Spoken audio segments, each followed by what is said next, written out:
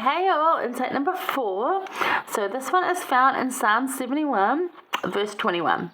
And it's super short, but so powerful. So it's just one of those one-liners that's just like, yeah. So here we go.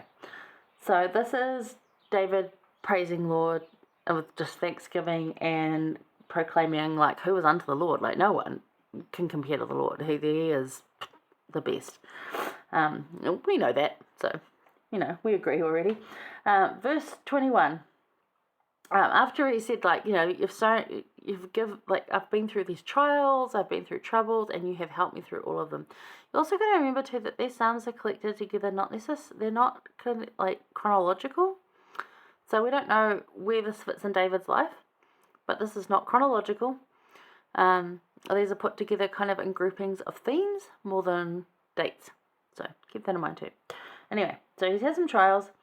He does say in verse 18, now also when I am old and grey-headed. So maybe this is later in his life, but anyway. He realizes this great thing, which I have realized too, and I think it's amazing. So verse 21 says, thou shalt increase my greatness and comfort me on every side. Thou shalt increase my greatness. Ooh. And comfort me on every side. Increase your greatness. He increases your capacity.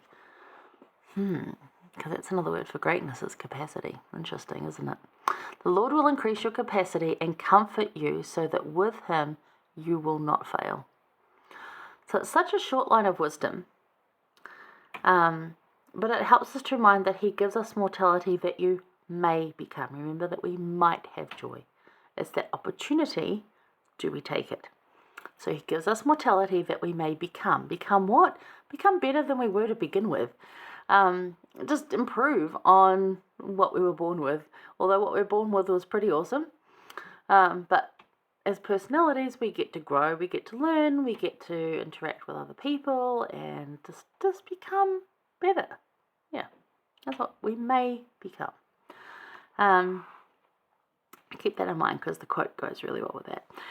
He sometimes removes the trial. That's what I was talking about too, because on either side of this verse is about trial. So sometimes he removes the trial, heartache, the hard.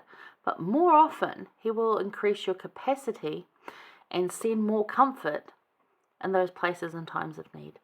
So instead of actually removing the trial, he'll increase your capacity to work through the trial. And he will send more comfort so that you don't feel that it's so hard. So yeah, sometimes the storm is calmed, but usually you are calmed. So with Christ, you actually can do all things. And I have found that to be true in my life. Sometimes he does remove things. Sometimes he removes them instantly, and that's happened. But that has been the exception. The rule is that he would increase my capacity and continues to increase my capacity so that I can do the things that are needed, that are good, and just, that need doing, basically. Right now I'm caring for a sick husband again. I've got, I'm teaching seminary, institute. I'm doing this online because I really want to preach Christ to everybody and just teach them how loving and kind and amazing he is. Because I don't think there's enough of that going on in other places.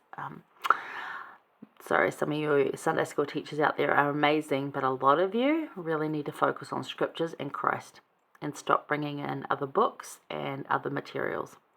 Gotta say it, because it really does annoy me. Come Follow Me manual, the scriptures, and you can build on that, but start with that and focus on that. And when you've got a class, you need to talk scriptures and Come Follow Me. That's what it's there for. Please do that. That's what we do here. Please do that. And you can build on it, you can add to it, but, make sure that you're directing people to Christ. Anyway, that's my little spiel in there. So, the Lord will increase your capacity and comfort you more. He'll send more comfort, and he'll increase your ability to do what you need to do. And if you don't think that's true, have a look back and think, oh, that was so hard, I can't do it. And it's just like, but you did it, or you're doing it. And it takes you to that capacity point. but yet you still manage to do it. Think about it differently like that. When you're in the hard place and you're like, this is so hard, I can't do it. And I will challenge you and say, actually, you're currently doing it. I know it's really freaking hard, but you're currently doing it. Living in this COVID world is a freaking hard. It is so hard in many, many ways. And I could go on for hours about all the trials and tribulations because of one disease which one country decided to not tell us about until it was already out there. It happens.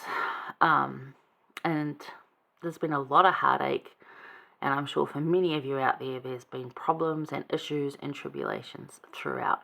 And yet, have we not all had our capacity increased to be able to deal with it? As frustrating as it is, even now for me on a daily basis, even just driving on the roads and going to a shop for something because they won't send it online, or if you get it couriered, the courier takes a month to get here when you need it, or they're out of stock because we're New Zealand and the ships aren't stopping here for a long time. The planes have only just started to fly again.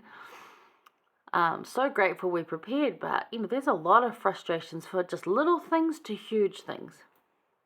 And yet throughout it all, our capacities have been increased to be able to accomplish what was necessary, and comfort has been sent in many different ways so that we feel less of the hard.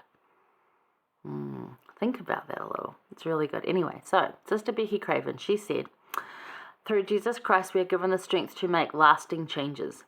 As we humbly turn to Him, He will increase our capacity to change and to grow, really. So, isn't that awesome?